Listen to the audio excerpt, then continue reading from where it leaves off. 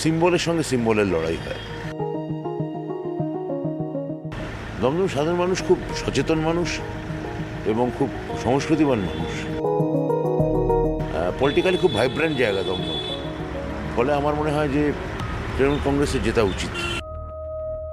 দমদমের মানুষ হাত জোর করে বলছে, অন্যান্যবার যেটা হয় আমরা মানুষকে বলি আমাদের ভোট দিয়ে জেতান, এবার মানুষ বলছে হাত জোর করে বলছি আপনারা জিতুন। দমদম কিন্তু আজও বৃষ্টি পড়লে 1 ঘন্টার বৃষ্টিতে 2 দিন জলে ডুবে থাকে। ব্রাত্য বসু সেদিনও বলেছিল দমদমের জমা জলের সমস্যা নাকি উনি দূর করবেন, সায়েন্টিফিক প্ল্যানিং করে মাটির তলায় পাইপ দিয়ে পাম্পিং স্টেশন করে বাগজোলা খাল ড্রেজিং হবে।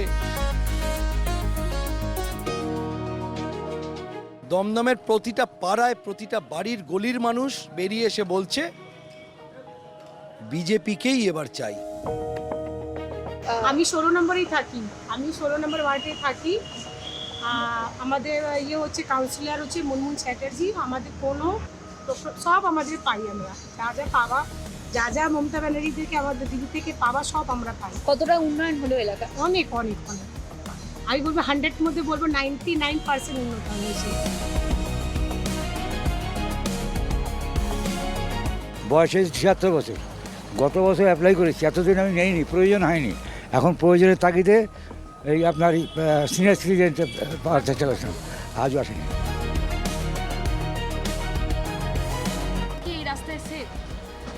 হ্যাঁ, এটা আমি বলতে পারি। আমাদের অ্যাকচুয়ালি এই এরিয়াটা অবশ্যই সেফ, কারণ ছোটো থেকে বড় হয়েছে, এখনও প্রচুর রাত বেরোতে যাতায়াত করি, ওলায় আসি এই এরিয়ায়। আমি বাকিটা তো বলতে পারবো না, এই এরিয়ায় সেফ আমরা। সব তো চোরের দল, কাকে আপনি বিশ্বাস করবেন বলুন? তারপরে ভোট দেবেন? ভোট দেবো, নির্দলে দিয়ে দেবো। চাকরি দেবে কে? আর চাকরি আছে বাঙালি যে চাকরি দেবে? উন্নয়নের টানে অনেক কিছুই বদলেছে রাজ্য জুড়ে, তবে ঐতিহাসিক এই বাগজোলা খালে আমরা এখন দাঁড়িয়ে রয়েছি, সেটা এখন দেখা যাচ্ছে রীতিমতো সংস্কারের অভাবে ধুঁকছে। যেরকম এখানকার প্রবীণ নাগরিকদের তরফ থেকে আমরা খবর পাচ্ছি, এই বাগজোলা খাল ধরেই আগে নাকি নৌকা করে ওপার বাংলায় যাওয়া যেত, অর্থাৎ একটা ঐতিহাসিক খাল যার সংস্কারের অভাবে রীতিমতোই ধুঁকছে।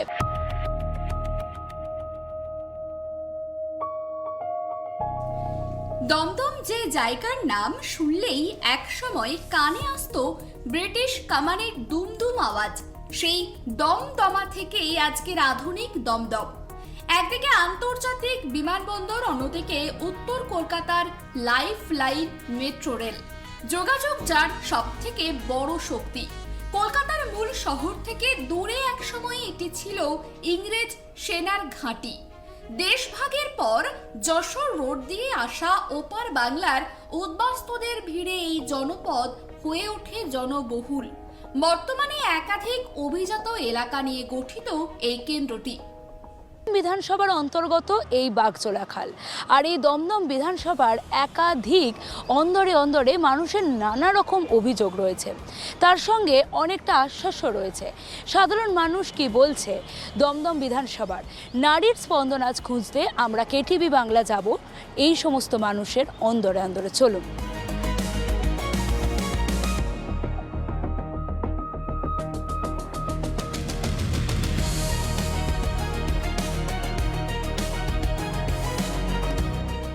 আমি 16 নম্বরেই থাকি, আমি 16 নম্বর ওয়ার্ডে থাকি। আমাদের হচ্ছে কাউন্সিলর হচ্ছে মুনমুন চ্যাটার্জি। আমাদের কোনো সব আমাদের পাই, আমরা যা যা পাওয়া, যা যা মমতা ব্যানার্জি থেকে আমাদের দিদি থেকে পাওয়া সব আমরা পাই। কতটা উন্নয়ন হলো এলাকা? অনেক অনেক অনেক, আমি বলবো 100 মধ্যে বলবো 99% উন্নত হয়েছে। রাস্তাঘাট পাট সব কিছু, রাস্তাঘাট পাট, জল ফল সব কিছু ভালো হয়েছে, অনেক কিছু ভালো হয়েছে। আচ্ছা, আপনার বাড়ির পরিবারের সদস্যরা লক্ষ্মী ভান্ডার পান? হ্যাঁ পায়, লক্ষ্মী ভান্ডার পায়। মমতা ব্যানার্জির আমলে একটু উন্নয়ন ভালোই হয়েছে, মিথ্যে কথা বলবো না, ভালোই হয়েছে। এতে ব্যাপার যা কাজ করেছে দিদি খারাপ কিছু করেনি। আমাদের এলাকার বিধায়ক ব্রাত্য বসু ভালো কাজ করেছে। সরকারি প্রকল্পের সুযোগ সুবিধা পান কি? না, সেরকম কিছু না। কতটা করলো দিদি আপনার কাছে? আমার জন্য কেউ করেনি, আমার জন্য কেউ করেনি। ও খাচ্ছি বলে খাচ্ছি, নাহলে ও রাস্তা পড়ে থাকতে হবে। হ্যাঁ, উন্নয়ন অনেক হয়েছে, অনেক উন্নয়ন হয়েছে, চুরি করে শেষ করে দিয়েছে। আর উন্নয়ন, একে উন্নয়ন বলে বলুন তো? আপনারা কোনো কি সরকারি সুযোগ সুবিধা পান? না, বয়স হয়েছে ৭৬ বছর। গত বছর অ্যাপ্লাই করেছি, এতদিন আমি নেইনি, প্রয়োজন হয়নি। এখন প্রয়োজনের তাগিদে এই আপনার সিনিয়র সিটিজেন পাওয়ার চেষ্টা করছিলাম, আজও আসেনি। কি এই রাস্তায় সেফ? হ্যাঁ, এটা আমি বলতে পারি আমাদের অ্যাকচুয়ালি এই এরিয়াটা অবশ্যই সেফ। কারণ ছোটো থেকে বড় হয়েছে, এখনও প্রচুর রাত বেরোতে যাতায়াত করি, ওলায় আসি এই এরিয়ায়। আমি বাকিটা তো বলতে পারবো না, এই এরিয়ায় সেফ আমরা।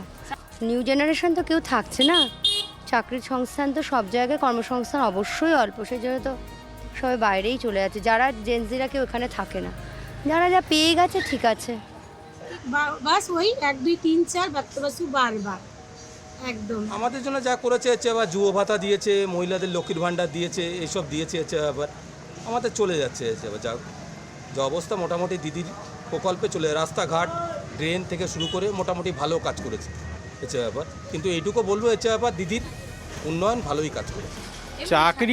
চাকরি দেবে কে? আর চাকরি আছে বাঙালি যে চাকরি দেবে? সব তো চোরের দল, কাকে আপনি বিশ্বাস করবেন বলুন? তারপরে ভোট দেবেন? ভোট দেবো, নির্দলে দিয়ে দেবো।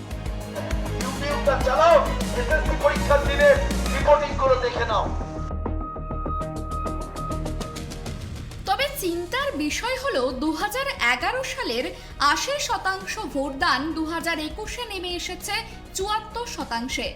শহুরে ভোটারদের এই বিমুখতা কি কোনো বিশেষ ইঙ্গিত দিচ্ছে? রাজনীতির ময়দানে দমদম ছিল বামেদের অবিসংবাদিত দুর্গ, টানা 9 বার জিতেছিল সিপিআইএম। কিন্তু 2001 সালে মমতা বন্দ্যোপাধ্যায়ের হাত ধরে এখানে তৃণমূলের ডেবিউ ঘটে। এরপর 2011 থেকে টানা 3 বার এই কেন্দ্রের বিধায়ক, নাট্যকার তথা বর্তমান শিক্ষামন্ত্রী ব্রাত্য বসু 2011-তে 31,000 ভোটে জিতলেও 2016-তে সেই ব্যবধান নেমে এসেছিল 9,000-এ। যদিও 2021-এ ফের 26,000 ভোটে জয়ী হয়ে নিজের আধিপত্য বজায় রেখেছেন তিনি। তবে 2019-এর লোকসভা নির্বাচনের পর থেকে এখানে বিজেপির ভোট ব্যাংক নজর কেড়েছে। তৃণমূলের লিড যেখানে কয়েক হাজারে ঘোরাফেরা করছে, সেখানে বামেদের ভোট ফেরানোই এখন বড় চ্যালেঞ্জ।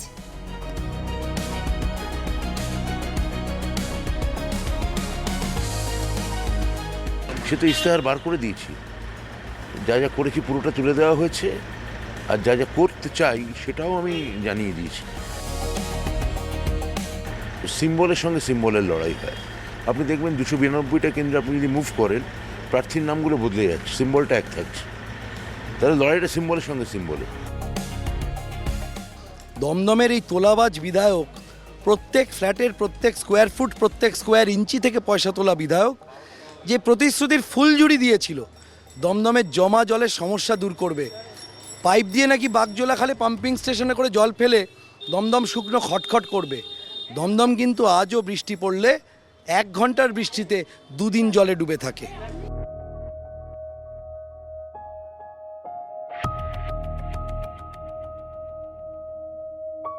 আর এই তোলাবাজির টাকা, ফ্ল্যাটের স্কোয়ার ফিটের টাকা ব্রাত্য বসুর মাধ্যমে চলে যায় 75 কালীঘাট, 25 ব্রাত্য বসু।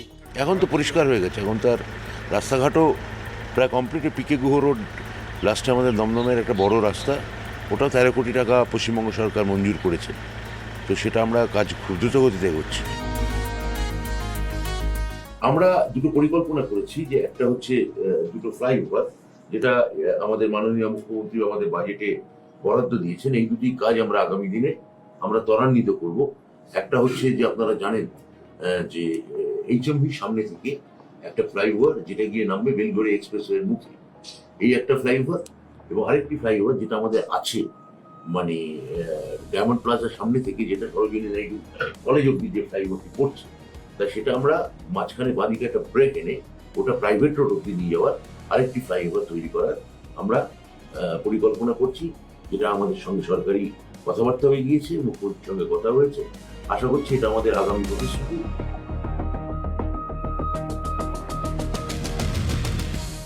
মানুষ নিষ্কৃতি চায়, মানুষ পরিষেবা চায়। ব্রাত্য বসু সেদিনও বলেছিল দমদমের জমা জলের সমস্যা নাকি উনি দূর করবেন, সায়েন্টিফিক প্ল্যানিং করে মাটির তলায় পাইপ দিয়ে পাম্পিং স্টেশন করে বাগজোলা খাল ড্রেজিং হবে।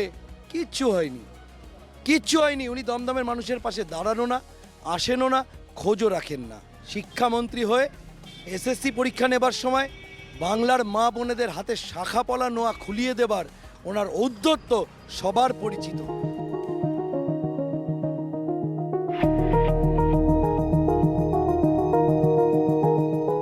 তাই বিজেপিকে কিছু বলতে হচ্ছে না, মানুষ বলছে এই অপদার্থ ব্যর্থ উদ্ধত ব্রাত্য বসুর হাত থেকে দমদমের এবার নিষ্কৃতি প্রয়োজন।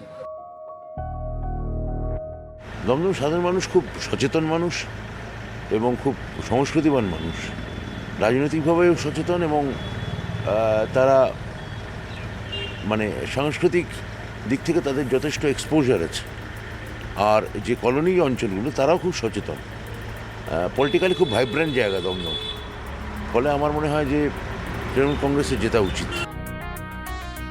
দমদমে দেখুন এখন বৃষ্টি হলে মানে খুব ভারী বৃষ্টি হলে এটা ঠিক যে 2-3 ঘন্টার জন্য জল জমে, কিন্তু আগে যে দমদম সম্পূর্ণ জলে অবরুদ্ধ হয়ে যেত সেই অবস্থা এখন আর নেই। 2-3 ঘন্টার মধ্যেই জল নেমে যায় এবং নিকাশি ব্যবস্থার একটা সংস্কার করা হয়েছে। বাগজোলা খালের পরিষ্কার এবং সংস্কারের কাজ আমরা খুবই এখানে ভালো করে করতে পেরেছি। বিরোধী দল নিশ্চয়ই তারা গণতান্ত্রিকভাবে এখানে লড়াই হবে, বিরোধী দলের প্রার্থীদের বিরুদ্ধে আমার কিচ্ছু বলার নেই। তারা, আমি বলতে চাই যে আমি এই দমদমে লড়াই করতে এসেছি মুখ্যমন্ত্রী এবং আমার মমতা বন্দ্যোপাধ্যায় এবং আমার নেতা অভিষেক বন্দ্যোপাধ্যায়ের অনুমোদিত টিকিট পেয়ে চতুর্থবারের জন্য আমি এই 15 বছর ধরে কি কি পেরেছি আমি সে কথা বলবো, আর আমি কি কি পারিনি আমার সেটা বিরোধী প্রার্থীরা বলবেন। এই দুয়ের মধ্যে থেকেই জনগণ যার কথা বিশ্বাস করবেন। দমদমের মানুষ হাত জোর করে বলছে, অন্যান্যবার যেটা হয় আমরা মানুষকে বলি আমাদের ভোট দিয়ে যেতাম, এবার মানুষ বলছে হাত জোর করে বলছি আপনারা জিতুন। পরিস্থিতিটা এতটাই উল্টে গেছে। দমদমের প্রতিটা পাড়ায় প্রতিটা বাড়ির গলির মানুষ বেরিয়ে এসে বলছে বিজেপিকেই এবার চাই। এক কথায় নিজেদের জয়ের বিষয়ে আত্মবিশ্বাসী প্রার্থীরা। এক নজরে দেখে নিন 21-এর নির্বাচনে দমদম বিধানসভা কেন্দ্রের ফলাফল। একদিকে বাগজোলা খালের মতো ধুঁকতে থাকা জলপথ, আর অন্যদিকে আধুনিক মেট্রো পরিষেবা। এই দুইয়ের মিশেলে দমদমের মানুষ এবার কাকে বেছে নেবে? ইতিহাসের কামানের গোলা আজ স্তব্ধ, কিন্তু রাজনৈতিক লড়াইয়ের উত্তাপ দমদমের তুঙ্গে। ব্রাত্য বসুর হ্যাট্রিকের পর চতুর্থবারও কি ঘাসফুল ফুটবে একদা বাম দুর্গে, নাকি বদলাবে সমীকরণ? সময়ের অপেক্ষা মাত্র। দমদম মানে এক লহমায় চোখের সামনে ভেসে ওঠে আকাশ ছোঁয়া একটি প্রাচীর, যার নাম হচ্ছে দমদম সেন্ট্রাল জেল। ব্রিটিশ আমল থেকে আজও পর্যন্ত বহু ইতিহাসের সাক্ষী হয়ে রয়েছে এই কারাগার। তবে এই বৃহৎ প্রাচীরের বাইরে সাধারণ মানুষদের একটাই দাবি দেওয়া, আরও উন্নত হোক নাগরিক পরিষেবা। তবে সাধারণ মানুষের এই দাবি ইভিএমে কি প্রতিফলিত হবে? কি বলছে সাধারণ মানুষ? এবং এর উত্তর আসবে বলা যেতে পারে চৌঠা মে। ক্যামেরায় স্বপন রায়ের সঙ্গে সুকৃতি ভট্টাচার্যের রিপোর্ট, কেটিভি বাংলা, দমদম।